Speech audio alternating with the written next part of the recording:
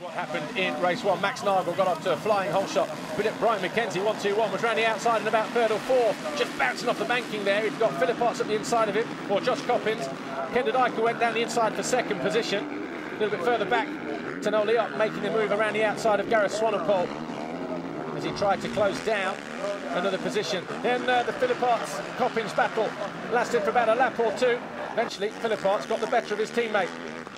Cairoli then was the next one through at the inside of Coppins, up into about fifth place. Then he, well, again, after another couple of laps of fighting with Philip Arts, eventually found a way through past his fellow Italian as well.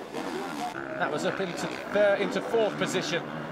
Next man on his list after all that bouncing around was Clement de Sal, but he couldn't quite close down the Honda rider. De Dyker was in second, but it was a win for Max Nagel, who went on to take the checkered flag in 25 points. Great first moto. Do you think the second moto will be the same story, or perhaps Cairoli will be more challenging to you? No, for sure. If Cairoli will take a better start, then we will have a fight in front. But in this track, this kind of track, I can beat everybody here. And second heat, I will try to make again whole shot. And maybe second heat, I can make my life a bit easier when I pull more away, because the Dyker was all the time behind me, and then it's quite heavy if you need to push all the time. But I'm happy about the 25 points. It's good for me for the championship, and I'm looking forward to the second heat now. Thank you.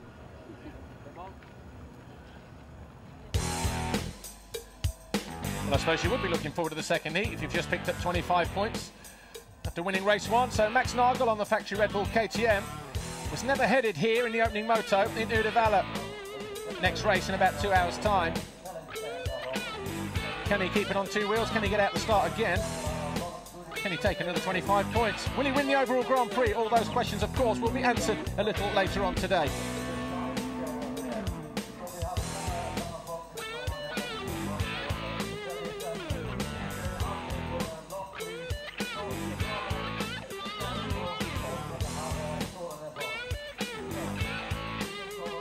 Second position, was that your choice, or you really couldn't pass? Yeah, it was hard. Took the whole race almost together, and yeah, it's hard to pass. I need to be really close, and I didn't have any lap that I said it was close enough. And yeah, maybe second is good enough. Still one more to go, and I will be prepared, and I will be focused on that one. Okay, thank you. Well, Kendra Dyker was always there or thereabouts, but never quite close enough to take the challenge to Max Nagel. And with about 4 laps to go, 3 laps to go, he made one little mistake that ran him just a fraction too wide, cost him a few bike lengths. He's going to have to do better next time around. But for now, he's going to have to be satisfied with 22 points in second place. After a disastrous qualifying, how did you manage to get into the top 3?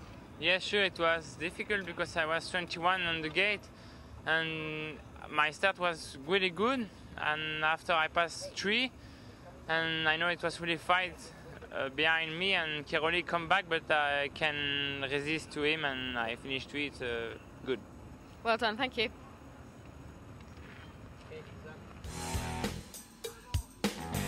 Good performance from Clement de Sal, riding a bit battered and bruised, a little bit second-hand, starting from the just right of centre on the grid. Got a good jump, came across, came out inside the top 5, and there you see, third overall in this moto, and managed, as he said there, to hold off the challenge from Tony Cairoli in the closing stages. So the LS Motors Honda rider, 20 points on the board for him, not doing his championship any harm whatsoever. De Sal was 5th before he came here. Grand Prix this year is Kendra Dyker. As we look at the highlights, Gregory Aranda getting dumped down the start straight. Max Nagel ran wide, and that allowed Philip Arts and Cairoli at the inside. And Cairoli was never headed. Max Nagel went around the outside and moved into second position. Philip Arts then hung on for third throughout the remainder of the race. There was a battle going on here. Josh Coppins, number 6, Jason Dugan. As Coppins made a poor start and had to work his way through the pack. Dugan then came under pressure from the number 12 of David Willeman.